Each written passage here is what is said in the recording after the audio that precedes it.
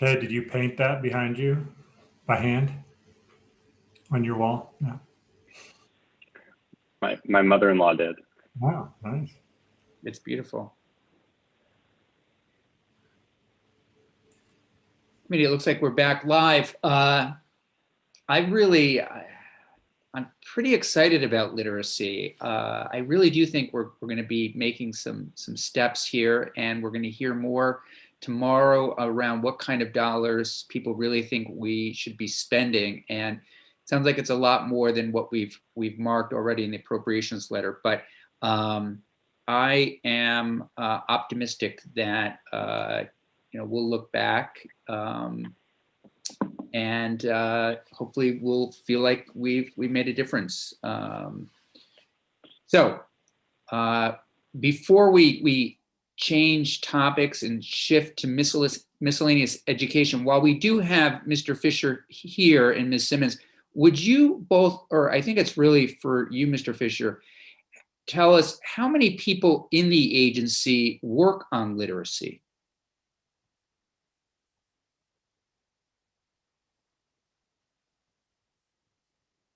You're muted. There you go.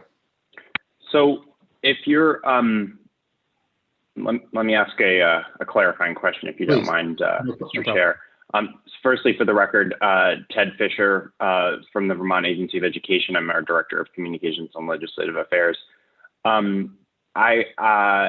So are you looking for someone with expertise in literacy? Because one of the things that we've identified as an issue statewide is that there's actually a relative paucity. This is something that the House Education has taken up both this biennium and the last. We have a few folks at the higher education level. So we don't have anyone with sort of that formal training. We have a team, the proficiency-based learning team, which has literacy and reading and as part of their brief, as it were, in terms of the educational performance. We also have folks who have expertise in the assessment and data side of things. So, and that really is in part our role, in terms of understanding the performance of the field and making sure that we're providing the technical assistance. We do have the capacity to, for example, contract out or seek out outside expertise as part of that. But we ourselves do not have a literacy specialist or someone with that skill and training. Okay. And that's a weak point that we've identified statewide. Sure. So we do have a literacy bill. I know you've worked on it with us. As you know, you've been in to talk about it. We've made some changes. One of those changes is, as you'll see, is really beefing up the agency if need be, and that's what prompted the question. And I didn't mean to in any way to put you on the spot in that regard. It's just something that has been floating around out there. And while we have you, I just thought I would take a moment and ask that. And I'm not sure if you are scheduled to come back in tomorrow to talk about literacy, but we will need to hopefully get you or Mr. French or the appropriate team in to return to that issue with us. In the meantime, however, we do have miscellaneous education ideas before us. You may not have heard prior to the discussion on dyslexia, we mentioned that we will be constructing a miscellaneous education bill. There might be some things that we would put in that bill, possibly some work we're doing, as you may have heard, on libraries, some work on school wellness, as well as facilitating cultural liaisons, if appropriate. So what we thought we would do is have the two of you start the conversation with us today around your needs and what that possible vehicle for us might look like. So with that, Ms. Simmons and Mr. Fisher, the floor is yours. Thank you, Mr. Chair. I'm Emily Simmons. I'm the Agency of Education's General Counsel. This is the first time I've had the pleasure to be with this committee in this biennium, so thanks for having me. Ted and I are going to walk through the document that we provided a little bit before you began today. I don't know if you've had time to access it from your documents page, but it is live. In that document, we're going to give you background and proposed language on 3 issues that all are, I'd say, lessons learned or needs identified through the state's COVID emergency response. They aren't tied necessarily to the ongoing response. That's why I refer to them as more lessons learned, things that we've identified that probably could be done more simply or better after having gone through this experience. So those, and we Please can hop know, around. sorry, can you hear me okay? Please know that we also, I know you're coming back, or Secretary French is coming in on Friday with perhaps some written testimony tomorrow, responding to some of our COVID response financial commitments that we're pushing down the hall into appropriations, as well as some other likely language. So know that these are some things that we are also talking about. Great. Great. So we can probably weave all of those together. So the 3 issues that we're prepared to talk to you about today have to do with a uniform school calendar for the state, simplifications of the home study statutes, and then an addition of items about which supervisory unions could enter into agreements among one or more supervisory unions in order to facilitate student attendance outside of their home district. So the first one, if you're following along in our document, the first one we come to is a discussion, background information on school calendars and why we see a need for a statewide uniform school calendar. So as you may be aware, Vermont does have a statute on school calendars. It requires coordination among CTE regions. So it's not the status quo that every single school district pursues its individual school calendar.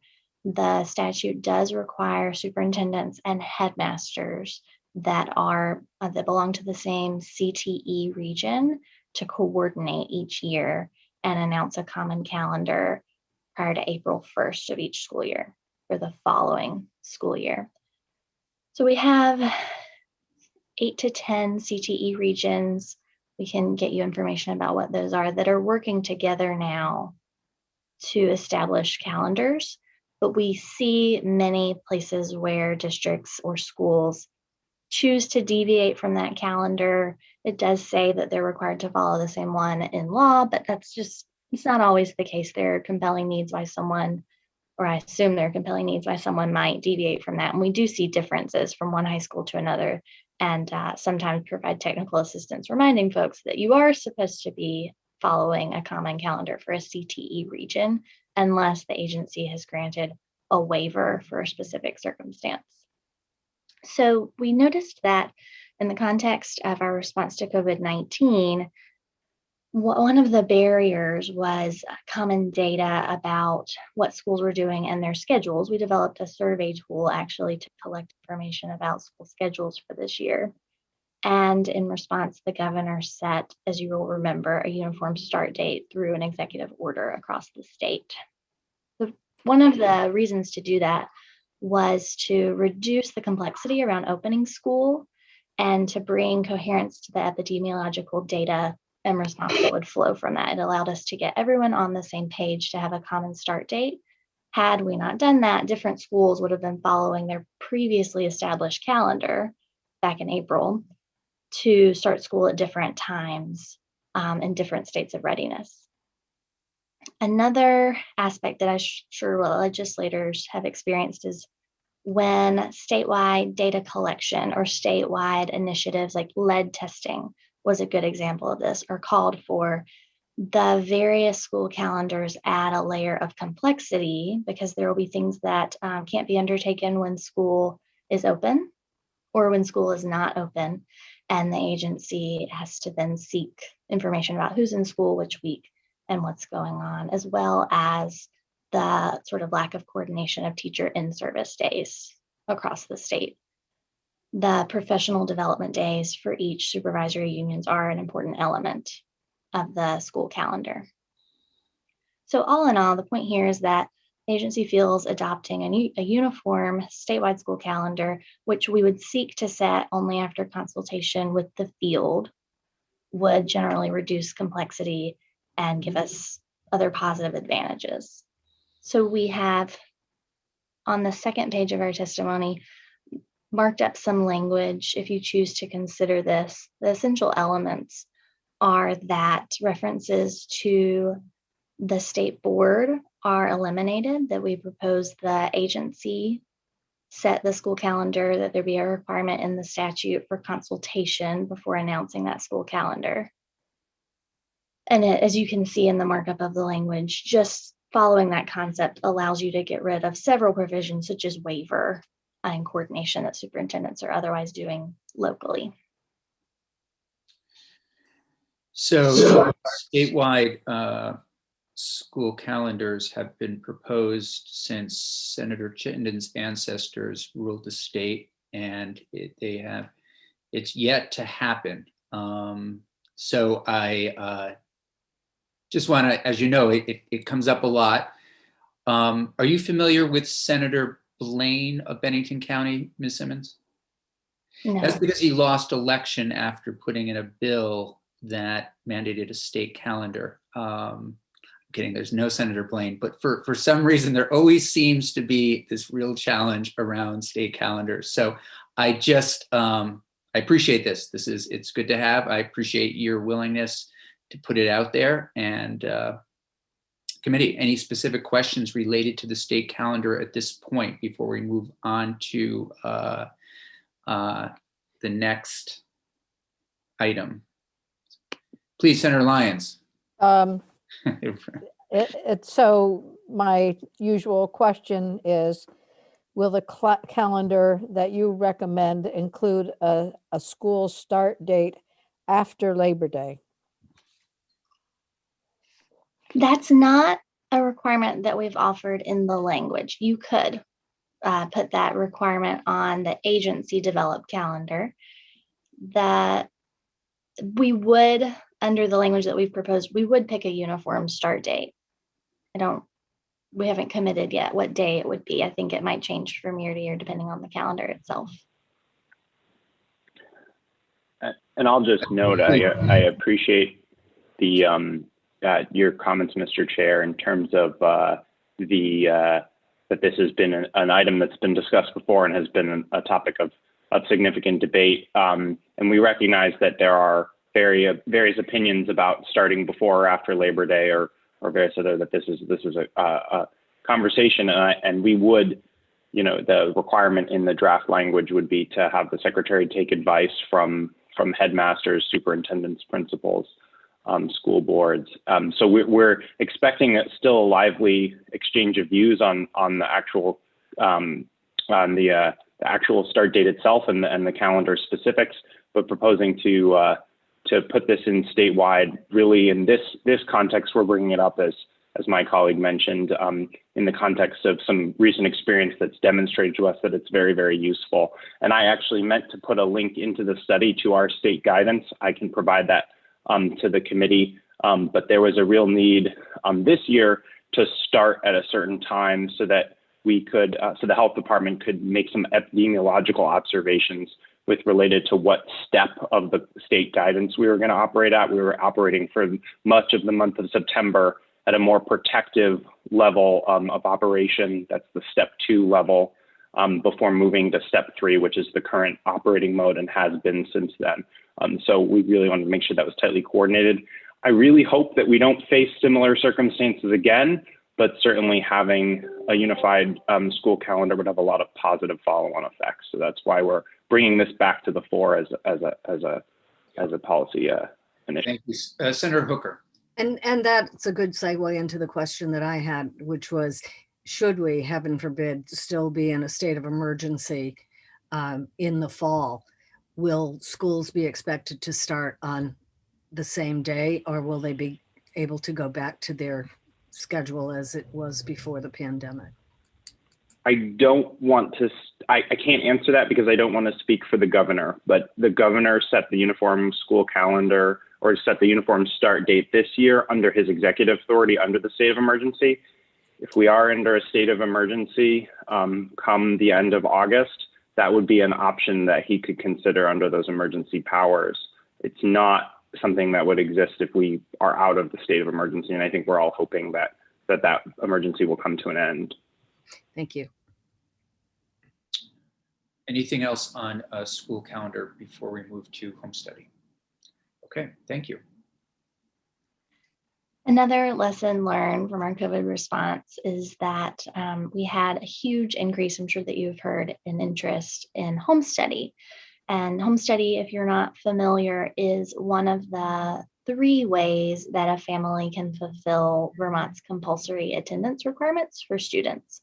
So between the ages of 6 and 16, everyone who has control of a student those ages is required to cause the student to attend a public school, an independent school that is approved or recognized, or to enroll the student in a home study program. So it's an important aspect of our oversight of the well-being of children before you even get to education. So we saw over a 100% increase in home study applications this fall as a direct result of the state of emergency. The agency does not know, we don't have any forecasting about whether that increased interest will continue once the pandemic conditions have ended. It's possible that many families have discovered home study, it worked for them, and they would continue to use that method rather than the other options. Through the huge increase in enrollment, we noticed that our statute is perhaps overly complex, especially compared to our New England neighbors. Our current system has the Agency of Education acting as receiving and approving the elements of a home study application, things like the curriculum that will be taught, the adaptations for students with disabilities, and the end-of-year assessments all come to the agency and are actually evaluated for their quality and whether or not they meet our requirements. Most New England states have more of a notice enrollment paradigm where they receive notice and that's really it, other than telling the applicant your application is complete and you are legally enrolled in home study. They don't really have any more hands-on. Vermont, I sometimes wonder if there is clear understanding of what the Agency of Education's role is, because we don't have that clear notice enrollment. We have something a little more, but we do not have strong or comprehensive oversight of programs of home study once they're underway by any means. That really is delegated to the families. So we would propose to greatly simplify our home study regulations. I've sent specific language to Jim. It was a little longer than I felt you would want in your written testimony, but essentially it's as I've outlined. A parent would send an application with basic demographic information and a set of assurances to the Agency of Education. Within a 10-day or 14-day window, we would communicate back to the family, you have met the minimum requirements, you are legally enrolled in home study, and our involvement would end there. There is still in our outline an agreement that the family makes to assess the student's educational progress and some allowed methods for those assessments. However, the assurance would only be that the assessment happens and that the parent has a record of the assessment that they will maintain. Those would not come to the state. Simplifying in this way would allow us to strike what's a current hearing process. Currently, the agency has a duty to maintain a list of outside attorneys who are hearing officers in case the agency needs to challenge an aspect of a proposed home study program and have a APA hearing to actually prohibit the enrollment from going forward. We do that only very rarely when we're concerned about the safety of the students primarily. The Department for Children and Families is also involved. An important aspect of our thinking on this is that the Department of Children and Families would continue to have a strong role in ensuring the well-being of students. It would just be this educational quality side that the agency would step back from a little bit. So I'm sorry, for some reason I'm not sure why You're that's like Darth Vader. yeah. Let me see if I turn it down. Is that better? That is better. Okay, yeah, because, okay, I do, Senator Chittenden expressions let me know when I'm coming across in an odd way. Senator Hooker, please. Yeah, thank you. Ms. Simmons, the applications up 100% are for the fall. That, Correct. For and what this does that year. mean in numbers of home study programs that are, or participants that are out there? What's it? I don't have the number with me, but it was in the magnitude of hundreds. Hundreds. Okay. And would you have, could you get us those numbers and how many students are affected by these programs? Sure, I see Ted's taking a note of that. We've provided that information in a legislative update, so that'll be easy to access. Okay, thank you. Get that to you. Senator Perchlik. Yeah, thank you. Sorry if you had this and I missed it, but under D on that, assessing the student's academic progress, can you just say how that differs from what you have now? The types of accepted, sorry, I didn't know if you were finished. I am now, yeah. Sorry, the types of information are largely the same. We've taken out some detail to be more general in describing, for instance, a standardized assessment that may be administered by the school district. The main difference is that instead of submitting that information to the agency for evaluation by the agency, it would simply take place, be recorded by the family and maintained by the family, and that would be the end of the requirement. Okay, thanks. Other questions? Senator Chittenden. So I'm the new guy, and I'm going to say that for a while. And when I'm seeing this as a potential miscellaneous bill compared to what I saw in DMV, the DMV miscellaneous bill, the changes I found to be very non-controversial without probably drawing a lot of attention. So that's why I thought they qualified. They were important changes, but I didn't expect a lot of noise. To the point about the academic calendar, what I'm seeing here, I feel like this is going to generate some noise. And I'm trying to overlay that with a miscellaneous bill, but maybe that's just too much of a new guy question. And I'm just wondering why this would be, these two would be bundled into what I understand the miscellaneous bills to be able to accomplish. Yeah, no, it's a really very good question. I've been at, different committees have approached it different ways. I have also, to be honest, I thought we might hear more of a miscellaneous corrections in some ways bill today, where it's changing, updating language, updating statute a little bit. So yes, I agree that these are three bigger topics, and it certainly can be decided how we move them, or if honestly we move them at all. Prior to crossover, they all might need additional consideration. I still would like to do some kind of miscellaneous education bill to help. I think it would help the House out in their work, because it would allow them to add things that they're looking for something to move sort of, again, post crossover. So bottom line is we can configure it any way we want. And these may need to travel separately, given that they're big ticket items. And before we do compile a miscellaneous ed bill, I would have everybody vote on each thing to make sure that we have enough support to get it out of committee. So good question. Any other questions on this? It sounds like if in the most simplest form, there's less oversight of home study with these changes. Correct. Less paperwork for sure. Mm-hmm. But would you also say less paperwork would mean less oversight in terms of, if the elevator speech to constituents would be, we are going to know less about students' academic accomplishments if they're participating in home study? Yes, we would collect less information. The interesting fact about our current system to me, maybe you won't find it interesting, is that the agency collects a lot of information and has very little authority to influence the outcomes for students in home study. So it is, you could say, burdensome on families.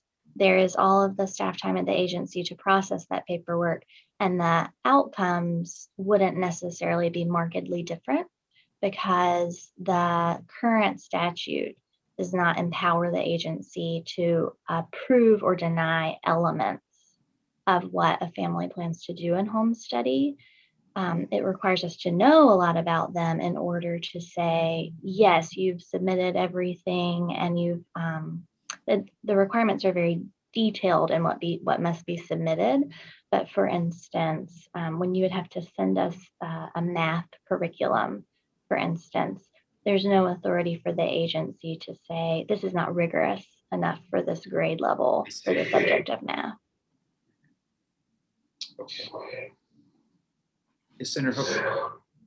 That kind of begs the question, what happens when the kids go back to school? I mean, are they tested to see what grade level they're at? Are they assessed? You know, how do they reintegrate into the public school system?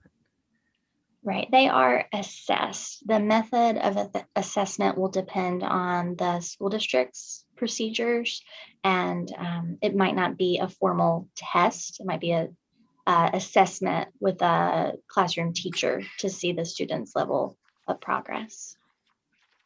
And the parent would have the home study information, you know, all of these assessments, for instance, that we call for in our language, to also give to the school that might be helpful in assessing the student.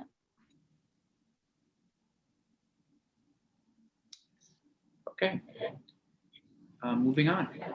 Then the last is, I would say, simpler than the other two, in my opinion, at least. During the COVID response, it was in March and April when we saw, you know, schools shut down and then starting to talk about how they would reopen. Supervisory unions immediately began to ask the agency, how should we respond to these requests from families? Many of them were staff members, but all families who are seeking special permission to enroll in a school that better suits their needs. Are we even allowed to do that? There was a lot, when I was speaking to superintendents about this, there was a lot of interest in allowing flexibility to students where there was capacity in a school district to allow students to come in. And we urged them to use, of course, non-discriminatory means that were cognizant of making sure they were delivering special education, and encouraged them to enter into agreements with one another to facilitate students moving. So a student would be a resident and legally entitled to attend in one district. Their district could enter into an agreement with the place they'd like to attend instead to allow that one-for-one swap almost.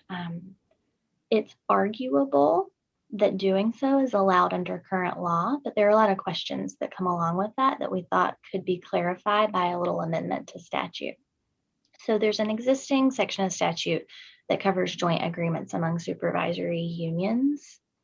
We're proposing a very, we would hope that it'd be a very clear paragraph that outlines, in addition to what it's already allowed, if they choose, it's not a requirement, that 2 or more supervisory unions could enter into an agreement to allow a non-resident student to enroll in a school operated, or in cases, think about remote learning, in a class. It might not be a physical enrollment in school operated by the non-resident district.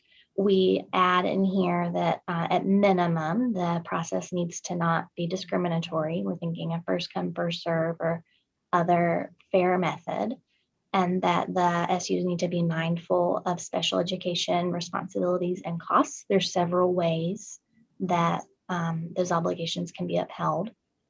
And finally, that they need to talk about whether tuition will be paid or not. There's a provision that I think it's important to exclude. There's a provision in our tuition statutes which requires a district, if it's going to receive a public school district, if it's going to receive tuition from a non-operating district that it charged the same tuition to every non-operating district students. That's important, but we don't think it needs to apply in this case when two supervisory unions are working together to facilitate enrollment. So, Ms. Simmons, give us an example of when this would be needed. Oh, I thought you were going to pitch me an example. I'm sorry, I've got Oh, a few. no. So currently, different schools, as you know, have different remote and in-person days. Yeah. If a parent who lives in one district but works outside of the district has a different schedule than their students at home, that's going to obviously create a lot of problems. It might be in the interest of the SUs to even extend as a benefit of employment to their staff that you can enroll your own students, even if you don't live in the district where you work, for instance. So the non-discriminatory basis, for instance, might be students of staff may enroll at no cost. Senator Perchler, Thinking about, I'd want to go, or? please. Senator Perchler. Okay. Thanks for bringing this up, because I had several teachers of constituents of mine that had this very problem last year, that they wanted to bring their child with them to where they work because of the hybrid nature of learning. You know, they didn't line up between the two, and some superintendents allowed it and some did not, which made it more frustrating. So one of my questions is, given that some superintendents are already doing it, how did you come along with this recommendation of the statute change, since they're already doing it? My understanding was they were doing it legally. It was just based on what they wanted to do. Does that question make sense, or is it too confusing? Totally. So the most clear question about legality for the current practice is this provision 824B2, which does very clearly say you, as a public district, you must offer identical tuition terms to all districts. So some superintendents totally justifiably were not comfortable entering into those agreements because they were very wary of acting contrary to law, and might have had some students attending on a tuition basis and then weren't comfortable saying that other students could attend for free, because that would be a conflict with 824. Others, I think, were understandably overwhelmed and didn't see a clear path to do this. It wasn't written that you may do this. It was just people saying, I think this is allowed if I look at the statutes in context. So I think it was also a lack of understanding. Can I ask a follow-up? Yes. And so is the current statute say that a school cannot take tuition students as well as have a set number of students that they accept, like on a lottery basis? Then, you know, what your language has, this non-discriminatory basis, because that's what it seemed like you just said, that they couldn't get tuition for some and do free for others. But are you saying they can do it as long as those that are getting it free is non-discriminatory? Saying there's an argument to be made that they can't do it. Now, this is outside of the Public High School Choice Law Act 129, which is a very defined program of a certain number of slots and a lottery. It's very clear. Setting that number of slots aside, it is unclear. I mean, we at the agency have not taken enforcement action. We don't even have any enforcement action against people who did this, but I'm not comfortable coming down on one side or the other, because 824 does say to offer identical terms. And I can see the argument that free attendance is a term that's different than a tuition-based cost of attendance. Okay, thank you. I forgot that the high school choice program of the lotteries is a separate thing. So thank you.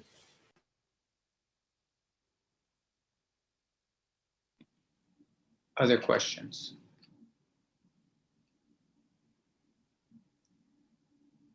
Okay, I think we'll leave it there. Thank you both for coming in.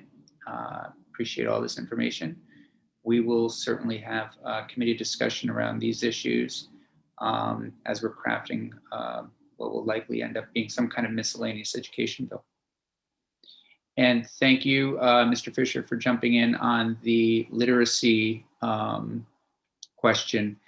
If you would be so kind as to, at some point, actually sooner rather than later, I suspect, I'm hoping this will be easy for you to find, would you share with the committee the org chart for the Agency of Education so that we have a sense of sort of, I serve on natural resource and the energy in the morning. And so just to give us a sense of, how many folks are working on this, how many folks do we have on that? As we look to this literacy bill, I think that would be helpful. And as you know, we're also jumping into 2 other topics, and I think that would be relevant to some of these conversations. I'd be absolutely willing to do so. I will send along a copy of our public-facing org chart, which we have on our website, with a caveat that it hasn't been updated in a year because I'm the one who updates it, and we've been doing COVID stuff. Absolutely. But many of the names have changed, but the positions are relatively the same. Some of them may be under the hiring freeze. Okay. We can also run an updated org chart for you in the near future and get that over to you, but it'll give you the general sense at the very least. Okay, really appreciate that. Ms. Simmons, it's great to be working with you again. Thanks. Have a great afternoon. Thanks, you too. Okay. We are now shifting to our final topic. We have asked, and Jeannie, I don't see Mr. Giles. I saw Marilyn, Ms. Cargill there. Yeah, I guess they left. I'll have to email them and tell them they're up. Okay, why don't you tell them, why don't we just take a 5-minute stretch, and if you just ask them to come back, that would be great. Okay.